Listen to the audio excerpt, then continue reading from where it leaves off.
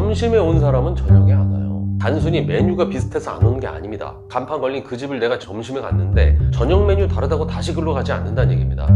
네, 안녕하세요. 창풀직입니다. 오늘 말씀드릴 주제는 달래해장이 가고 옥된장이 왔다. 브랜드를 비하하거나 폄하하거나 절대로 그런 건 안 합니다. 다만 제 영상을 보시는 분들은 초보 창업자분들이고 뭔가 선택을 하려고 할 때 뭔가 유행도 안 타고 어느 정도 점심과 저녁 안정적으로 브랜드를 선택을 하려고 하시는 분들 계시죠. 그런 분들이 지금 제가 말씀드린 브랜드들에 지금 관심을 가지고 실제 상담 때도 그 브랜드가 어떠냐 이런 얘기를 좀 하실 때가 있어요. 그랬을 때 저는 뭔가를 해야 되냐 말아야 되냐 이런 것들보다도 어느 정도 패턴 어떻게 가는지에 대한 얘기를 드리고 그조차도 제 개인적인 의견을 드립니다. 이 두 개 브랜드는 제가 볼 때는 굉장히 좋은 브랜드인 것 같아요. 제가 직접 거기 가서 술도 마시고 밥도 먹고 그러면 굉장히 좋은 브랜드지만 그 이면에 창업을 진짜 준비하려면 어떤 부분을 알아야 되는가 이거 정도만 파악을 하십시오. 회사 앞에 생겼습니다. 옥된장이라는 프랜차이즈인데 푸짐한 된장 전골에 우삼겹을 넣든 굴을 넣든 얼마든지 된장찌개에 피처링이 가능해요. 아주 단출한 것 같지만 다양한 스타일을 제공하죠. 맛 변화가 생기기 힘든 그냥 김치가 아니라 김치찜 김치를 줘요. 그것도 무한리필이랍니다. 프랜차이즈 입장에서는 굉장히 탁월한 선택이라고 저는 생각합니다. 고객들에게는 프리미엄틱한 느낌을 주고 관리도 편하죠. 그리고 엄마가 구워준 김 이것도 무한리필입니다. 김을 굉장히 좋아하는 저로서는 요즘 김값도 비싼데 감동이었어요 정말로. 그리고 어리굴젓을 추가로 해서 먹었는데 5,000원입니다. 그리고 공깃밥을 추가했습니다. 얼마나 맛있었으면 제가 평소 안 하던 공깃밥 2공기를 이렇게 먹었겠습니까? 솔직히 김치찜 김치하고 김만으로도 공깃밥 한 그릇을 끝낼 수 있다는 생각이 들었어요. 이런 고마운 브랜드가 또 회사 앞에 들어와줘서 굉장히 감사하다 이런 생각이 들었습니다. 그런데 가만히 생각을 해보니까 이거랑 좀 비슷한 브랜드가 대략 10개월 전에 우리 회사 근처에 생긴 적이 있어요. 바로 이 달래해장이라는 브랜드입니다. 이 달래해장이 생기고 저는 진짜 감동스러운 마음에 포스팅을 한 적이 있어요. 이거 맛집인데? 맛집이 프랜차이즈가 될 수가 있구나. 지금 일반 영상에는 안 나오는데 제가 멤버십 영상으로는 내보낸 적이 있어요. 달래해장의 순수익이라고 제 개인적으로 다 수익률 분석을 했던 건데 어쨌든 이 달래해장의 당시의 구호도 옥된장의 지금의 구호와 비슷했습니다. 한식은 유행이 아니고 밥과 술을 두 개 다 잡았고 가성비와 전통이 합쳐가지고 이거는 누구나 좋아하는 호불호 없는 아이템이다. 저는 100% 공감했습니다. 그리고 너무 괜찮아가지고 저는 한 2번 갔거든요. 보통 같은 집 이렇게 자주 가는 스타일은 아닌데 한 번 가서 해장국 먹었고 한 번 가서 갈비수육 진짜 감동적인 맛이었어요. 근데 지금은 어떨까요? 10개월이 지난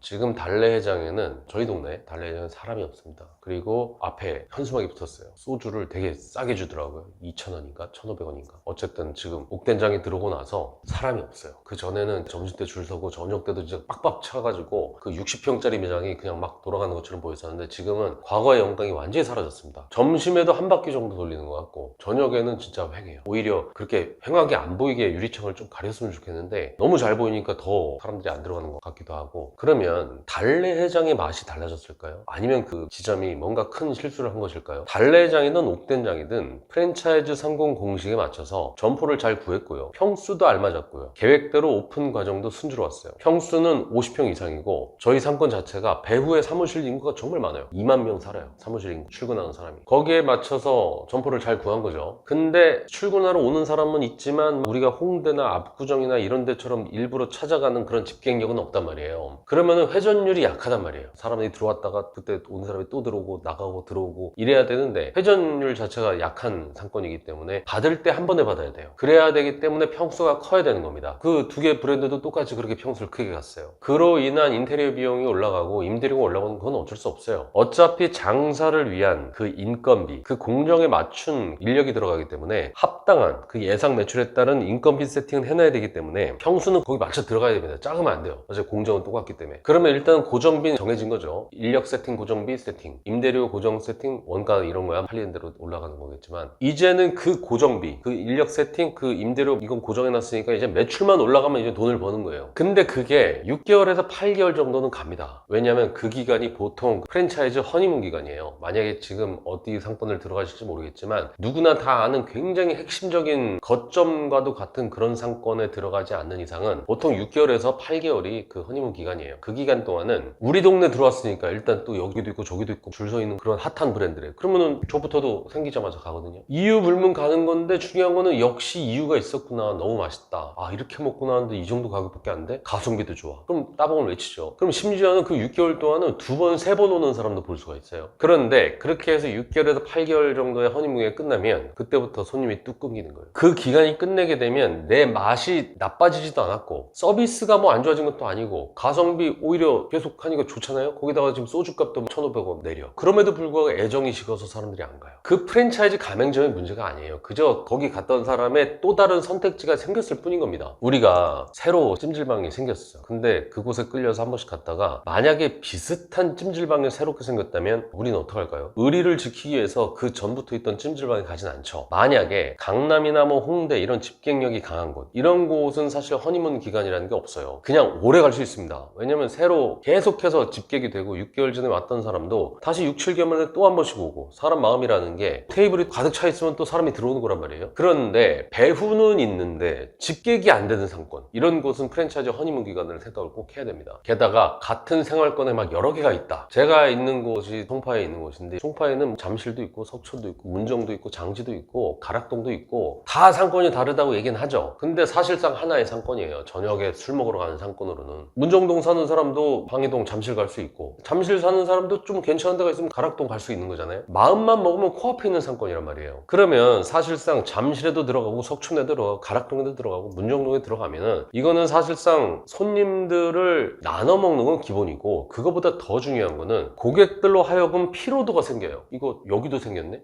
이거 저기도 생겼네? 그러면 여태까지 거기를 찾아가서 먹어야 했던 그런 희소성이 빠지는 거예요. 그 브랜드는 찾아갈 만한 노력을 안 해도 되는 희소성이 없어지게 되는 거고, 언제든 맘만 먹으면 그냥 바로 앞에 갈 수 있는 곳이 돼버리니까 왠지 내 눈에 계속 밟히는 그냥 해픈 매장이 되는 거죠. 그러면 그때부터는 그곳을 잘 이용하는 사람만 오게 돼요. 흔히 얘기하는 단골. 원가율이라는 게 오픈 초기 원가율하고 오픈은 몇 개월 지나서 원가율이 달라집니다. 프랜차이즈 입장에서는 고객들 배려한다고 만들어 놓은 그런 무한 반장 코너, 여기에 사람들이 더 몰리고요. 저녁에 걸어 놓은 그 소주 2,000원 할인 현수막을 보고서 그거를 이용하러 오는 사람, 점심때 미끼용 식사 메뉴만 딱 먹고 저녁 술 손님으로는 결코 찾지 않는 그런 현상도 발생하고요. 지금 제가 보는 옥된장 같은 경우는 김치찜 김치하고 김은 무한리필을 해놨단 말이에요. 저부터도 감사한 마음으로 밥 한 공기 시켜가지고 김과 김치찜에다가 한 그릇을 더 비웠단 말이에요. 그러면 그걸로다가 본인의 양을 더 채우고 싶은 사람들로 채워지게 될 겁니다. 처음에는 원가율이 35%, 36%다 이렇게 잡아놨던 게 시간이 지나면서 갑자기 40%가 넘어가는 이런 기이한 현상까지 목격을 하게 됩니다. 그래서 보통 우리가 고깃집이나 무한리필 이런 집들 보면은 처음에 본사들이 잡아놨던 그거하고 자기네 원가율이 다른 게 사실 그런 이유인데, 거기를 잘 이용할 수 있는 사람에 맞춘 원가율이 맞춰지게 되는 거죠. 사실상 그 매장을 가장 잘 이용하는 사람들이 그곳을 점령하게 되고요. 시간이 흘러서 허니문 기간이 끝나면 그때부터는 매출이 그냥 점점 떨어진다? 이게 아니라 편차가 생기게 돼요. 매출이 떨어져서 일정하게 매출이 내려가면 괜찮거든요. 그래도 거기 맞춰서 인원 세팅하고 하는데, 오를 때는 확 올랐다가 안 될 때는 확 내려가고, 이런 매장이 되게 되면 이건 미치는 겁니다. 이건 끝이에요. 매출이 줄어들어. 그냥 그 매출이 줄어들면 매출의 질이 줄어드는 거거든요. 그럼 마진도 줄어들고, 오를 때는 확 오르니까 인건비 써야 되는, 빠질 때는 하루에 2, 30만 원 팔아버리고 이래버리면 끝나는 거죠. 그 사이에 또 주변으로다가 나와 비슷한 간판 건 데들이 또 생기고, 그 사이에 내가 성공했던 그런 트렌드에 맞춰서 나온 신규 브랜드들이 유튜브에 또 나와. 진짜 막 여기 줄 선대. SES 가고 핑클 오고, 핑클 간 다음에 투애니언 오고, 소녀시대 왔다가 뭐 이런 식으로 다 계속 교체가 되는 거예요. 다 다르지만 다르지가 않다는 걸 얘기를 하는 겁니다. 점심과 저녁을 콜라보한 브랜드는 계속 나올 겁니다. 해장국과 갈비수육의 달래해장, 된장찌개와 마찬가지 수육을 또 나오는 옥된장. 그 이후에는 뭐가 나올까요? 차돌 전문점 이차돌하고 육개장 전문점 뭐 육대장하고 이렇게 합쳐진 브랜드가 나오지 않을까요? 차돌박이 육개장집 생기지 않을까요? 육개장이 보글보글 끓고 있는데 옆에서는 차돌을 굽는 거예요. 근데 중요한 그 육개장 토핑에 따라서 육개장 맛이 달라져. 메뉴도 늘어나. 옆에는 차돌박이 구워주고 있어. 거기에다가 차돌 수육으로 나올 수도 있겠죠? 차돌 기름이 육개장에 스며들면 이게 얼마나 맛있겠습니까? 한국인이라면 누구나 좋아하는 육개장과 차돌박이, 그 두 개의 콜라보. 유행 타지 않는 한식 브랜드, 점심과 저녁을 한 번에 해결. 뭐 이런 문구 또 나오는 브랜드 나오지 않을까요? 청국장이랑 곱창 같은 것도 결합이 가능하죠. 레트로하고 빈티지하게 점심때는 청국장, 저녁에는 청국장하고 곱창을 한 번에 먹는 거예요. 청국장도 토핑에 따라서 소고기 청국장 할 수도 있고, 거기에 어묵을 집어넣어서 어묵 청국장이 나올 수도 있고, 차돌박이 넣어서 차돌박이 청국장이 나올 수도 있고. 근데 점심과 저녁을 같이 하는 게 이게 과연 좋은 일일까? 사실 거기에 대해서도 저는 회의를 듭니다. 물론 점심에 이용하는 사람, 저녁에 이용하는 사람 다른 이런 집객력이 크고 넓은 이런 유효상권을 갖고 있는 상권이라면 모르겠어요. 저는 개인적으로 원할머니 보쌈이 망한 이유가 점심에 가성비로다가 수육 정책을 낸 게 패착이라고 생각을 합니다. 마진은 좀 적더라도 점심을 돌려가지고 매출을 올리겠다는 건데, 점심에 온 사람은 저녁에 안 와요. 단순히 메뉴가 비슷해서 안 오는 게 아닙니다. 그냥 그 집, 간판 걸린 그 집을 내가 점심에 갔는데 저녁 메뉴 다르다고 다시 글로 가지 않는다는 얘기입니다. 아까 얘기한 것처럼 상권이나 입지나 집객력이 우수한 곳이면 고객 교체가 된단 말이에요. 점심 때는 그 동네 직장인, 저녁 때는 그 상권 놀러오는 외식 수요자, 이런 곳이면 모르겠는데 그 고객인 곳이 너무 많거든요. 점심에 푸짐하게 먹고 저녁에 좀 다른 메뉴로다가 술 한잔 하러 오게 되는 이런 걸 안 한단 말입니다. 이거는 뭔가 과학적이진 않지만 그래요. 우리는 이 과정을 알아야만 됩니다. 그래야 지금 선배들의 실수를 답습하지 않아요. 새로 생긴 옥된장, 너무 좋은 브랜드고 확실하게 맛과 가성비에 저부터도 감동을 먹었어요. 다만 최대한도로 그 골든타임, 그 6개월에서 8개월 허니문 기간 동안에 진짜 총력을 다해가지고 창업비용이라도 빨리 먼저 갚았으면 하는 바람입니다. 60평 정도 꾸몄다면은 보증금 제외하고 최대 3억 이상 들었을 거예요.